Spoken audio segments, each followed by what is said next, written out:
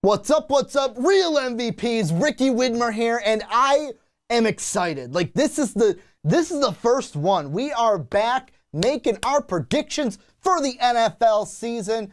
It is great to be back in front of you guys. I miss the green screen. I miss these footballs that are behind me kind of spinning and going woo. I missed this table that I'm sitting at.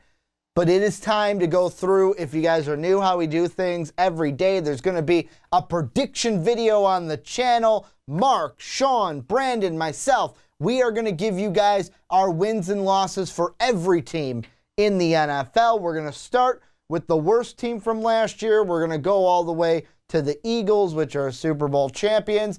And with the first video, y'all know who's coming.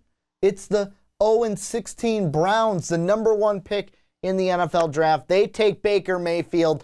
Before I get into the wins and losses, I am excited for this team. You guys can check out the onside kick preview. I'll throw it up there for you guys to kind of see what Sean and I thought. But my thoughts for the Browns, on paper, this team is stellar. You guys added a lot of pieces this offseason. Tyrod Taylor, Baker Mayfield, Carlos Hyde coming in, Jarvis Landry, Demarius Randall. You guys added a lot of draft pieces as well besides Baker Mayfield. Nick Chubb, a big one. To me, this season, this team could be a 5-6 win team, but I could also see them being a 2-3 win team. It's just going to be the question for the Browns. Can they take this talent that they have on paper and produce wins out of that? Or will they be a 1-2-3 win team yet again? And then we're seriously talking about firing the Wolverine, Hugh Jackson. So this is where I'm going to go game by game, give you my wins, give you my losses, and we're going to start week 1 against the Steelers.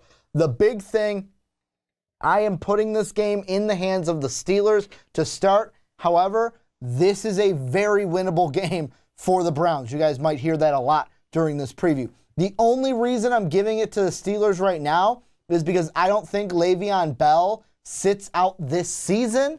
So with Le'Veon, I think it'll be enough to get the win against Cleveland. Could be another close game for the Browns and the Steelers. However, if Le'Veon sits out, this will be a win. Like if Le'Veon sits out, I change this game to a Browns win. But with Le'Veon playing, in my mind, I think he will play week 1. It'll be a Steeler win to start. Then week 2, you're going into New Orleans. New Orleans is a really good team, and I think they're going to be a little bit, not just against the Vikings, but in general, kind of playing with a chip on their shoulder because of how last season ended. I don't think the Browns get a win in this one. They start 0-3. Then it becomes the first very winnable game for the Browns. They go up against the Jets. And I got you guys losing this one right now. And this is one I will say, flip of the coin right now. Could go either way for me.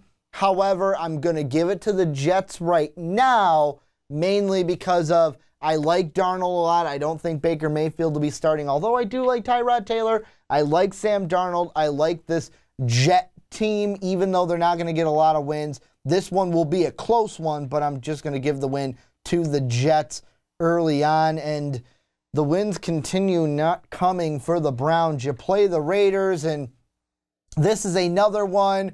I will say it again. This is a very winnable game for the Browns. I know you guys are already tired of hearing that, but this is a game the Browns could win, but on the road, I don't know if they have it to beat the Raiders in their home stadium. So you're starting out 0-4. Then you play the Ravens, and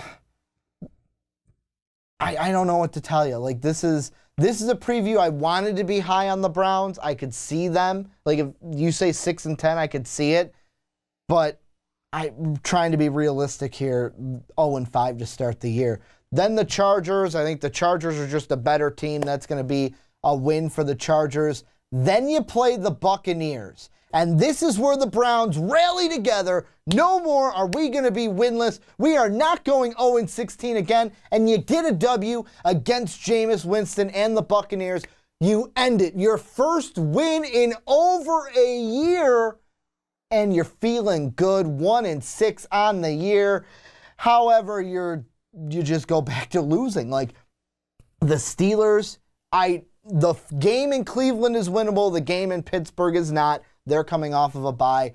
I will give that game to the Steelers. Then the Chiefs, although I'm not as high on the Chiefs as I was last year, I think Patrick Mahomes is a better quarterback than what you guys do have. I know you guys got Tyrod Taylor, and you guys are going to get angry at me for saying that, but I like the Chiefs better than I like the Browns. They're going to get the win. Falcons are just a complete team for me. They will beat the Cleveland Browns in Cleveland.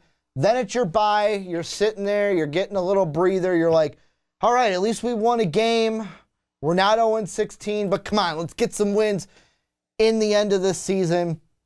Bengals, I could maybe see a win, but not in Cincinnati. I'm going to give that one to the Bengals. Then the Texans, I'm assuming the Texans will be healthy with a healthy Deshaun Watson and that team. I don't see you beating them. Then the Panthers, another loss for the Cleveland Browns. Then the Broncos, I think they're going to be a really good team this year. That defense is really tough. Another loss for the Browns, and then it happens. You get 2 divisional games to end the year, and this is where things kind of end on a positive note for the Browns. You go ahead, you beat the Bengals at home. This is a Bengal team at this point, which will be out of the playoffs, and by this time, Baker may be starting, but I think Tyrod plays all 16. This is where you guys finally get that second win. And then with the Ravens, I could see you guys being the Cincinnati Bengals of last year and basically saying, oh, no, you guys are not making the playoffs. We're going to beat you. We're playing up for this game. And you end the season on a 2-game win streak. This is probably, this record of 3-13 is my bottom line for the Browns. I could easily see this team. Like, you look at some of the games I said, oh, that's a winnable game. The Raiders, the Jets, if Le'Veon doesn't play and you play the Steelers, that's a 6-win team. And I mean, even if, let's say, the Texans, they're injured, you get a win there, there's a 7-win team. My window for the Browns is 3 wins to 6 wins. I'm shooting more on that low side only because the Browns haven't really proven to me that they can win games. I mean, like Hugh Jackson, 1 win in the last 2 years, but this is a team that I think at best, you're a 5-6 win team. At worst, you're a 3-win team and you're 3-13. Then we're having the discussion of what you do with Hugh Jackson. So Browns fans, this is where I want to hear some excitement from you guys. Tell me why I'm wrong, why I am wrong to be negative on this Browns team yet again. I know, like, you did so many good things. On paper, I love this team. I just don't know if the names on the paper are going to translate to wins on the scorecard. But this is where you guys come in and let me know what you think down below in that comment section. Check out our preview, the onside kick, where you can check out what we thought in depth, Sean and I, about your team. I want to thank you guys for watching this video, and as always, have a good day, everybody.